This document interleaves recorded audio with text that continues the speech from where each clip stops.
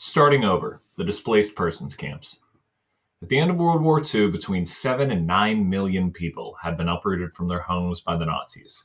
By the end of 1945, more than 6 million had returned home to begin life anew. However, many people who had survived the labor camps, extermination camps, and the death marches did not want to go home. After experiencing the horrors of the Holocaust, they wanted to leave Europe altogether and rebuild their broken lives elsewhere. Some did return home, only to leave again, after finding their homes and property stolen by their former neighbors. Many survivors congregated in what we call displaced persons camps, or DP camps, located within the Central European areas controlled by the Allies, when they realized that nothing was left for them back home.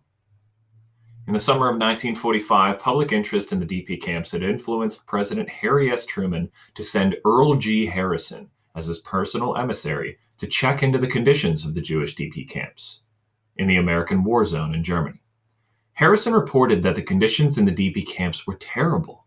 He accused the Americans of being responsible for the awful situation and declared that the only solution was to let the Jewish DPs immigrate to Palestine.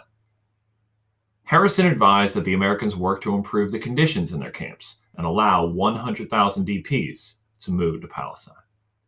Following Harrison's visit, conditions in the American zone DP camps improved.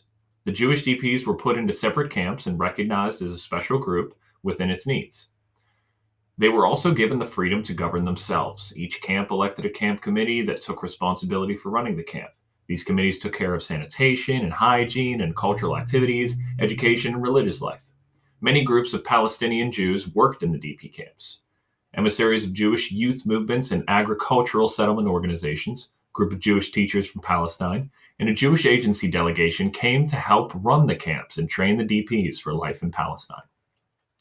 The Jews of the DP camps developed a culture all their own. More than 70 newspapers were published, commemoration projects were initiated, and even theaters and orchestras were established. People married, they had children, and waited to begin their new lives outside of Europe. The need for DP camps dwindled with the establishment of the new state of Israel. About 2/3 of the DPs immigrated to Israel, while most of the rest moved to the United States, which had loosened its immigration quotas. The last Jewish DP camp in Germany was closed in 1953 as they became no longer needed. An emissary from Palestine described the DP camps as follows. There are always people out in the narrow street, usually young men wandering around and looking for something. I feel that they are looking for some meaning in their lives. They get up in the morning and don't know why. The day passes, night falls, and another day and another night passes by. And if you look into their eyes of one and see these young men and knew how to read his soul, you would understand that his soul is still wandering in his past. He is remembering the past and yearning for tomorrow. The present is unnecessary, serving only to bridge the gulf between the old life and the future. There is no stability, neither material nor spiritual. The camp is full of posters. Here a wall newspaper, and there an announcement board. Endless posters, flags, and slogans. To a stranger who enters, life here seems active and full of culture and spirit. But on closer inspection, you will shudder at the terrible abyss opening at your feet. Everything is beyond the human scale, and if you have breathed that air, you will understand that life, that here, people have already experienced their deaths long ago. Camp eyes are still saturated with the visions of suffering. Camp lips smile a cynical smile, and the survivors' voices cry, "We have not yet perished." The survivors had a deep desire for relationships to banish their loneliness. These people, who were all alone in the world, built relationships and got married quickly. This issue of the rehabilitation of Shiaret Hapidlah, surviving remnant, the Jews' desire to live, is unbelievable. People got married, they would take a hut and divide into 10 tiny rooms for 10 couples.